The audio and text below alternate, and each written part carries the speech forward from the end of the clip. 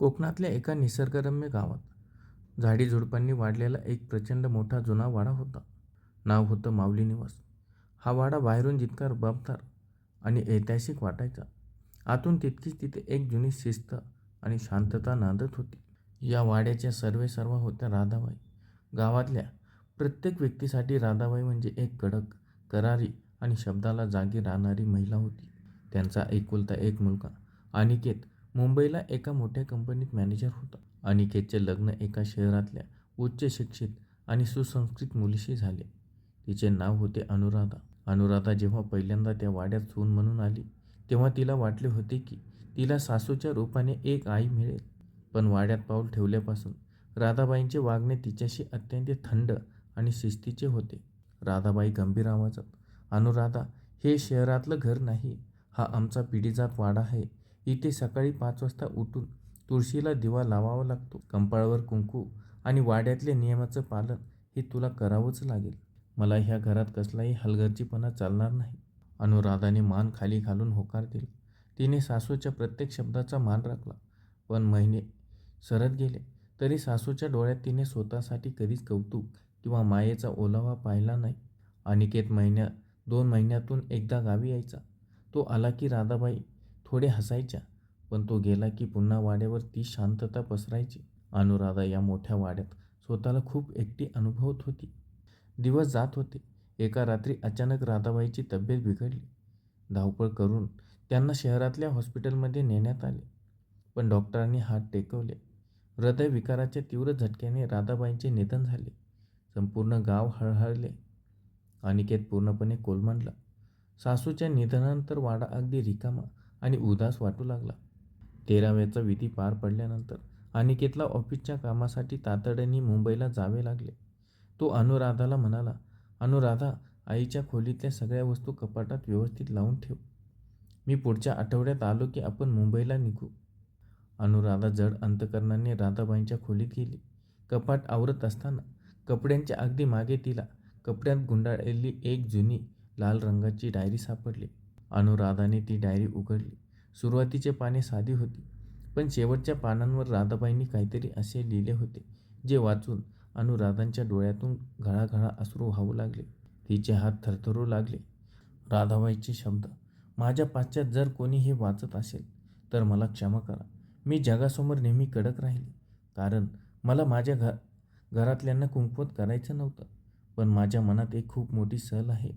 गावातल्या अनेक गरीब मुली पैशाअभावी शिक्षण सोडून देतात. माझ्याकडे पैसा आहे, पण तो समाजाच्या नियमात अडकलाय. मला माझ्या मृत्यूआधी या वाड्याच्या मागच्या पडक्या खोलीत डायरीचे पुढचे पान फाटले होते. पण अनुराधाला समजायचे ते समजले होते. त्या दिवसापासून अनुराधाचे वागणे पूर्णपणे बदलले. आता दुपारच्या वेळी जेव्हा अख्खं गाव झोपलेलं असायचं, तेव्हा अनुराधा वाड्याचे मुख्य दरवाजे आतून बंद करायची. ती गुपचूप वाड्याच्या मागच्या बाजूला असलेल्या त्या जुन्या अंधाऱ्या खोलीत जायची. रात्रीच्या वेळी जेव्हा पूर्ण गावात सामसूम असायची, तेव्हा त्या खोलीतून काहीतरी खटपट आवाज यायचे आणि उशिरापर्यंत दिवा जळताना दिसायचा. हे बदल गावातील लोकांच्या आणि शेजारच्या काकूंच्या नजरेतून सुटले नाही. शेजारच्या काकू कुजबुजत, बघितलंस का ग, राधाबाई जाऊन महिनाही झाला नाही आणि सुनेची लक्षणे बघ. भर दुपारी वाड्याचे दरवाजे बंद असतात आणि ती मागच्या त्या जुन्या खोलीत काय करते देव जाणे. मला तर वाटतं राधाबाईंनी घरात कुठेतरी गुप्त धन किंवा सोन्याचे दागिने लपून ठेवलेत. हे या शहराच्या सुनेला समजलंय. ती तिथली जमीन उकरत असणार नक्की. हा संशय हळूहळू गावात पसरला. इतकंच नाही तर अनुराधाने 2 दिवसापूर्वीच गावातल्या सोनाराच्या दुकानात जाऊन राधाबाईचे काही जुने दागिने विकले होते. ही बातमी वाऱ्यासारखी अनिकेतच्या कानावर गेली. काही लोकांनी फोन करून अनिकेतचे कान भरले. गावातला एक माणूस फोनवर, अनिकेत भाऊ, लवकर गावी या. तुमच्या पाठीमागे वाड्यात काहीतरी चुकीचं चाललंय. तुमची सून राधाबाईचं सोनं नाणं बाजारात विकते आणि वाड्याच्या गुप्त जागी काहीतरी लपवाछपवी करते. अनिकेत रागाने लालबुंद झाला.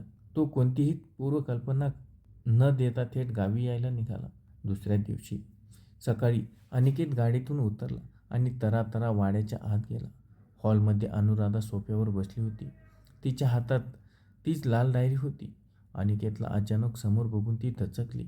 अनिकेत रागाने ओरडत, अनुराधा, हे काय चाललं आहेस तू? मी तुला आईच्या आठवणी जपायला सांगितल्या होत्या आणि तू तिच्या पाठीमागे वाड्याची अब्रू वेशीवर टांगली आहेस. अनुराधा घाबरून, अनिकेत तुम्ही काय बोलताय? मी असं काय केलंय?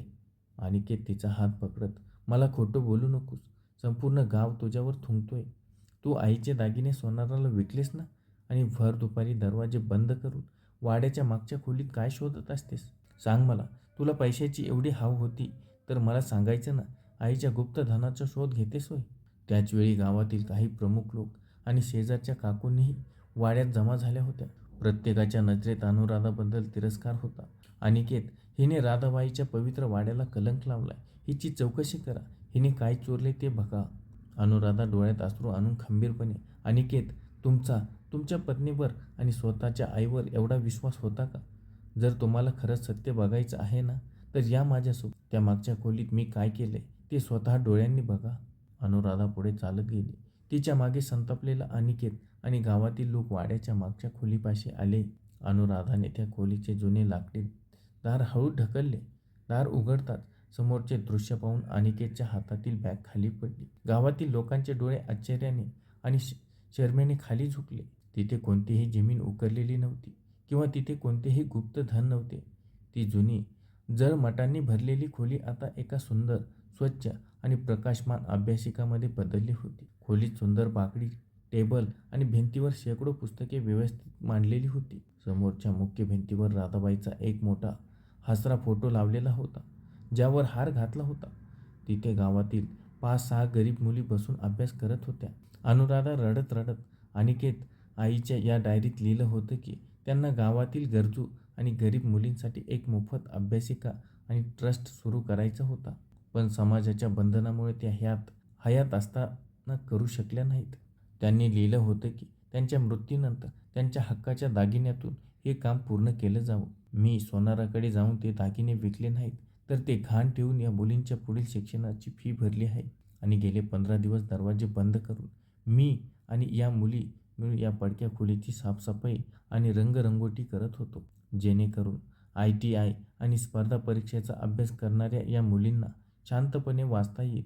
खोलीत बसलेली एक गरीब मुलगी पुढे आली आणि अनिकेतला म्हणाली, अनिकेत दादा, जर अनुराधाताईंनी आम्हाला मदत केली नसती तर पैशाअभावी आमच्या घरच्यांनी आमचं शिक्षण थांबवून लग्न लावून दिलं असतं. राधाबाईंची ही शेवटची इच्छा ताईंनी पूर्ण केली.